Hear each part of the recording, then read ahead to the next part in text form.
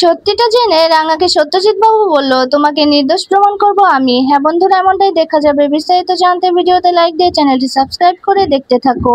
গল্পের শুরুতেই দেখা যাবে সম্রাটকে রাঙা বলছে, আমি সব সত্যি কথা বলে দেব।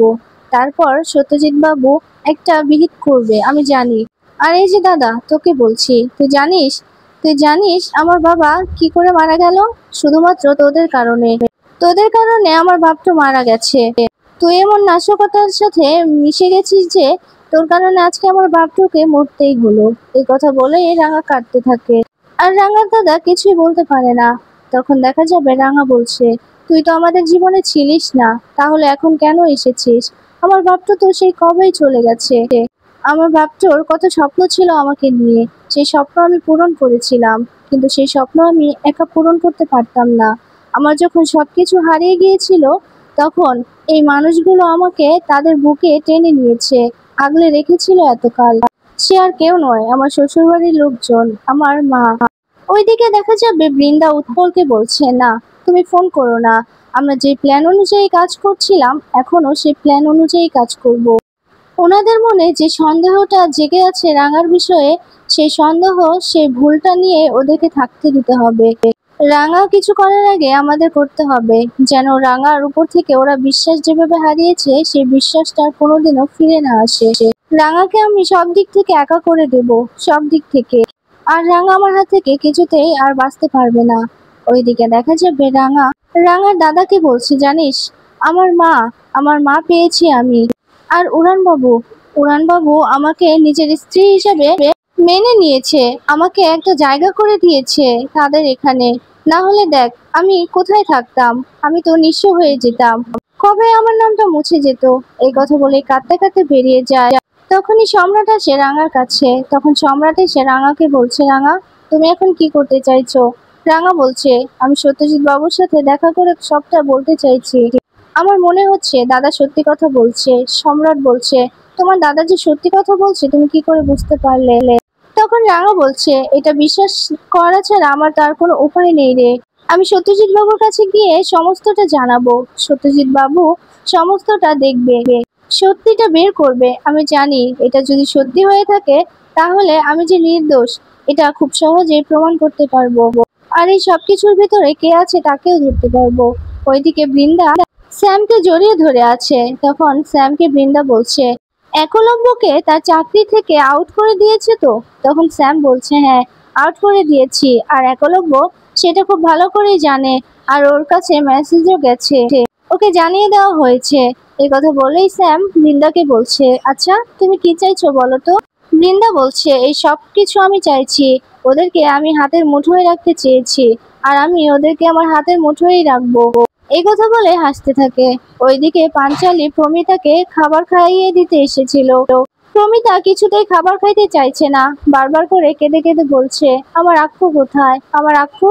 তখন দেখা যাবে প্রমিতা বলছে, ওই মেয়েটা এত নাটক করবে আমাদের সাথে সেটা আমি কল্পনাও করতে পারিনি। আমি মানুষ চিনতে ভুল করেছি। ওই মেয়েটা এত যে অপকর্মগুলো করবে আর সেটা আমার আক্ষুর ঘাড়ে ফেলে দিবে, সেটা আমি কোনোদিনও বুঝতেই পারিনি। শুধুমাত্র ওর জন্য আজকে আমার আক্ষুটা জেলে গিয়ে বসে আছে। পাঞ্চালি বলছে, মা তোমরা সব ভুল বুঝছো, রাঙাকে ভুল বুঝছো। তোমরা দেখো একটা সময় আসবে, সব সত্যিটা সবার সামনে চলে আসবে। রাঙা যেসব কিছু করেনি সেটাও প্রমাণ হয়ে যাবে। আমার মনে হচ্ছে এইসব কিছুর পেছনে খুব বড় একটা ষড়যন্ত্র চলছে রাঙার বিরুদ্ধে। প্রমিতা বলছে, একদম চুপ কর তুই, একদম চুপ কর। ওই মেয়ের নামও আমি এ বাড়িতে আর কারোর মুখে উচ্চারণ করতে যেন না শুনি। ওই মেয়েটা আমাদের সবকিছু শেষ করে দিয়েছে, সবকিছু। তখনই দেখা যাবে বৃন্দা আসে। বৃন্দা এসেই প্রমিতাকে বলছে, এবার দেখলেন তো এই সবকিছু হয়েছে আপনাদের জন্য।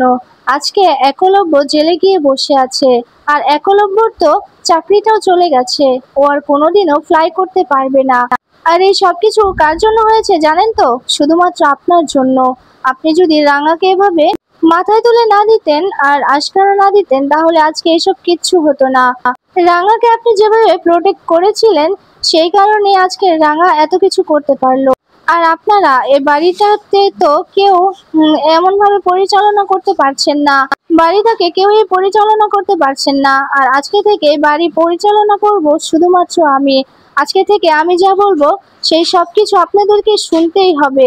এই কথা বলাতে পাঞ্চালি রেগে যায়, রেগে গিয়ে বৃন্দাকে বলছে, তুমি কি বলছো? ভেবে বলছো তো আমার মায়ের সাথে তুমি এমন করে কথা বলবে না, বলবে না বলে দিলাম। বৃন্দা রেগে গিয়ে পাঞ্চালীকে বলছে, একদম চুপ করো, একদম চুপ করে থাকবে তোমরা। আজকে থেকে আমি এ বাড়িতে যা বলবো তাই হবে। এর অন্যথা যদি করতে চাইছো তাহলে কিন্তু বাড়ি থেকে বের হয়ে যেতে হবে। তুমি আর তোমার স্বামী কি করতে পেরেছো? কিছুই করতে পারোনি এই বাড়ির জন্য। আর এই যে মা, আপনাকেই বলছি, আপনারা কি করতে পেরেছেন? কিছুই করতে পারেননি।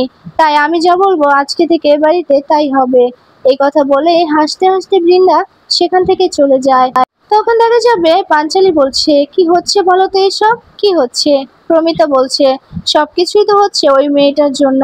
ওই মেয়েটাকে আমি নিজের মেয়ের মতোই দেখতাম, কিন্তু ওই মেয়েটা কি করলো? আমাদের সবকিছু থেকে নিঃস্ব করে দিল।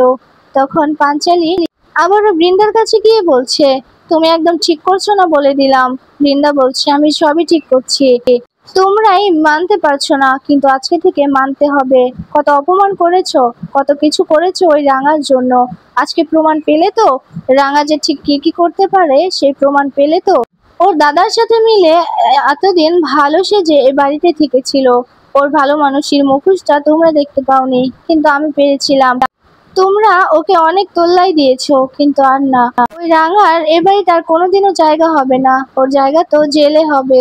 তখন প্রমিতা বলছে, এই হাত দিয়ে আমি আমার আক্কুকে কুলে পিঠে করে মানুষ করেছি, সেই আক্কু আজকে জেলে শুধুমাত্র ওই মেয়েটার জন্য। বৃন্দা বলছে, তাহলে বুঝতে পেরেছেন তো এবার রাঙা আপনাদের জন্য কি কি করেছে? সবকিছুই আপনাদের ক্ষতি করার জন্যই করেছে, এতদিন নাটক করেছিল। তখন প্রমিতা বলছে, আমি মানুষ চিনতে ভুল করেছি আমি। এই কথা বলেই কাঁদতে থাকে। পাঞ্চালী বারবার করে প্রমিতাকে বলছে, মা তুমি একটু শান্ত হও বলছি, তুমি তো অসুস্থ হয়ে পড়বে। প্রমিতা বলছে, আর কিভাবে শান্ত হব পাঞ্চালী? আমার ছেলেটা আক্কু ওখানে জেলে বসে আছে, কিছুতেই তো আমি শান্ত হতে পারছি না। ওইদিকে দেখা যাবে সত্যজিৎ বাবু রাঙাকে ধরার জন্য ফোর্সদের বলে দিচ্ছে সব জায়গায় তল্লাশি করার জন্য। ওইদিকে দেখা যাবে রাঙা সম্রাটের সঙ্গে সত্যজিৎ বাবুর বাড়ির সামনে এসে দাঁড়িয়েছে। তখন সম্রাট রাঙাকে বলছে, রাঙা ভেবে করছো তো এসব, যদি তুমি ধরা পড়ে যাও? তখন রাঙা বলছে, না রে, আমি ধরা পড়বো না। আমাকে যে করেই হোক সত্যজিৎ বাবুর সাথে দেখা করতেই হবে, না হলে কিছুই ঠিক হবে না। আমাকে সবটা ঠিক করতেই হবে। আর তারপরে কলিং বেল বেজে উঠলেই সত্যজিৎ বাবু বলছে, আমি একটু পরে কথা বলছি। এই কথা বলে ফোনটা রেখে দরজাটা খুলে দেয়। খুলে দেওয়ার পরে ঘুমটা পড়া একটা মহিলা আসে সত্যজিৎ বাবুর সামনে। তখন সত্যজিৎ বাবু বলছে, এ কি, কে আপনি? এভাবে কেন ঘরের মধ্যে ঢুকে গেলেন? তখন ঘুমটাটা সরাতেই রাঙাকে দেখে চমকে যায় সত্যজিৎ বাবু। তখন সত্যজিৎ বাবু বলছে, কি রাঙা তুমি? তখন রাঙা ঘরের ভিতর চলে আসে, আর এসে সত্যজিৎ বাবুকে বলছে, আমার তোর সাথে কথা আছে, খুব জরুরি কথা। এ কথা বলে দরজাটা আটকে দেয়। সত্যজিৎ বাবু নিজের পিস্তলটা রাঙার দিকে তাক করে বলছে, কোনো চালাকি করার চেষ্টা করবে না, আমি তোমাকে অ্যারেস্ট করতে বাধ্য হব। তখন দেখা যাবে চমকে যায় রাঙা। চমকে গিয়ে হেসে হেসে সত্যজিৎ বাবুকে বলছে, তোদের জন্য আমি কি করি নাই, তোদের জন্য আমি কত কিছু করেছি। তোদের সাথে থেকে আমি কত ক্রিমিনালকে ধরেছি, আর তার প্রতিদান এই দিচ্ছিস? তোকে আর কি বলবো বলতো, এটা তো তোর ডিউটি। তাই আমি তোর উপর একটুও রাগ করি নাই রে। আমি যা করেছি তার জন্য তো তুই এটা করতেই পারিস। আমি তো তোর কথা না শুনে আমি পালিয়েছি নিজের দাদাকে নিয়ে। তখন সত্যজিৎ বাবু বলছে, রাঙা কোনো চালাকি করার চেষ্টাও করবে না, না হলে কিন্তু আমি গুলি করতে বাধ্য হব। আমি তোমাকে অ্যারেস্ট করার জন্য কত কিছু করেছি। তুমি যদি আজকে ওখান থেকে না পালাতে তাহলে আজকে এসব কিছুই হতো না। আমি তোমাকে বিশ্বাস করেছিলাম, তোমার দাদা যে ওগুলো বলেছিল আমি ওগুলো বিশ্বাস করিনি, তোমাকে বিশ্বাস করেছিলাম। কিন্তু বিশ্বাসের এই প্রতিদান দিলে। লকআপ থেকে পালিয়ে আমার বিশ্বাসটা তুমি ভেঙেছো। এখন কি করব বলো? তোমাকে ধরার জন্য, খোঁজার জন্য আমি চারদিকে লোক পাঠিয়ে দিয়েছি। আমি নিজের হাতে তোমাকে অ্যারেস্ট করব বলেছি। তখন রাঙা বলছে, এছাড়া আমার আর কিছু করার ছিল না রে। আমি কিছুই করতে পারতাম না। যদি লকআপ থেকে না বেরোতাম তাহলে নিজেকে নির্দোষ প্রমাণ কিভাবে করতাম? সত্যজিৎ বাবু কিছুই বুঝতে পারে না। তখন সত্যজিৎ বাবু বলছে, রাঙা তুমি কি বলতে চাইছো? রাঙা বলছে, দাদা আমার বিষয়ে এসব কিছু মিথ্যে বলেছে। দাদাকে ভয় দেখিয়ে এগুলো করানো হয়েছে। আমার নামে যে মিথ্যেগুলো বলেছে, আমি নাকি সন্ত্রাসীদের সাথে যুক্ত আছি, এগুলো মিথ্যে বলেছে ভয়ে। তখন সত্যজিৎ বাবু বলছে, ভয়ে? কিসের ভয়? তখন রাঙা বলছে, হ্যাঁ রে, আমাদের গ্রামে একটা আশ্রম আছে। সেখানে মেয়ে আর শিশুদেরকে আটকে রেখে আমার ভাইকে বলা হয়েছিল আমার বিরুদ্ধে যদি এসব কিছু না বলে তাহলে ওই মেয়ে আর শিশুদেরকে ওরা মেরে ফেলবে। আর ওই যে বম ব্লাস্ট হয়েছিল সেগুলোর জন্য আহিরি দিদি টাকা দিয়েছিল আমার ভাইকে। আর এসব কিছুর পেছনে আহিরি দিদি ছিল। কিন্তু এই যে আমাকে ফাঁসিয়ে আমাদের ওখানের বাচ্চা আর মেয়েদেরকে আটকে রেখে এইসব কিছু যে করেছে, এসব কিছুর পেছনে আহিরি দিদি ছিল না। এসব কিছুর পেছনে অন্য কেউ আছে। তখন সত্যজিৎ বাবু বলছে, তোমার দাদা যে বলেছে তার সত্যিটা কতটুকু? তখন রাঙা বলছে, তোর তো অনেক লোকজন আছে, তুই একটু খোঁজ খবর নিয়ে দেখ, ঠিক জানতে পারবি। তখন সত্যজিৎ বাবু রাঙার কথা বিশ্বাস করে একজনকে ফোন করে বলে দেয় সেই দিকটা একটু লক্ষ্য রাখতে, সেই খবরগুলো এনে দিতে। আর তখন রাঙা বলছে, তোর যদি আমাকে বিশ্বাস না হয় তুই আমাকে বেঁধে রাখতে পারিস। তখন সত্যজিৎ বাবু কিছু বলে না, রাঙা গিয়ে সোফায় বসে পড়ে। তখন রাঙা বলছে, আমি নিজেকে নির্দোষ প্রমাণ করার জন্য লকআপ থেকে পালিয়েছি। সত্যজিৎ বাবু বলছে, তোমার দাদা যদি সত্যি কথা বলে আর তুমি যদি সত্যি হও তাহলে আমি বলছি আমি প্রমাণ করে দেব। রাঙা, তোমাকে নিয়ে আমি কত স্বপ্ন দেখেছিলাম। তুমি আমাদের হয়ে কাজ করতে, তুমি আইনের রক্ষক, তুমি অনেক জটিল কেসগুলো আমাদের সাথে থেকে সলভ করে দিয়েছো। তোমার থেকে এগুলো আশা করিনি। আমি একটা সময় ভেবেই নিয়েছিলাম, তুমি যখন পালিয়ে গিয়েছিলে ভেবেছিলাম এই সব কিছু সত্যি, তুমি সত্যি অন্যায় কাজগুলো করেছো এটা ভেবেই নিয়েছিলাম। কিন্তু এখন মনে হচ্ছে তোমাকে আমি ভুল বুঝেছি। যে নাকি আমাদের সাথে থেকে আইনকে সাহায্য করেছে সেই সব অন্যায় কাজ কি করে করতে পারে? সে তো কিছুতেই করতে পারে না এসব। তখন রাঙা বলছে, হ্যাঁ রে, আমি কি করে এসব করতে পারি বল? কি করে করতে পারি? আমি এসব করি নাই। তুই আমাদের বাড়ির মেহমান, তুই আমার ছর্দি ভাইয়ের হবু হাজবেন্ড। তোকে নিয়ে কত স্বপ্ন দেখেছি আমরা, ছর্দি ভাইকে নিয়ে স্বপ্ন দেখেছি। কি থেকে কি হয়ে গেল কিছু বুঝতে পারি নাই। তখন দেখা যাবে সত্যজিৎ বাবু বলছে, সেসব না হয় পরে হবে, আমাদের ডিউটিতে কোনো পার্সোনাল সম্পর্কের কোনো ভ্যালুই নেই রাঙামতি। তখন রাঙা বলছে, হ্যাঁ রে জানি। তখন সত্যজিৎ বাবু বলছে, রাঙা তুমি যদি সত্যি কথাই বলে থাকো এগুলো, তাহলে আমি তোমাকে কথা দিচ্ছি, তোমাকে নির্দোষ প্রমাণ করার জন্য যা যা করতে হয় আমার তরফ থেকে আমি সব ধরনের হেল্প তোমাকে করব।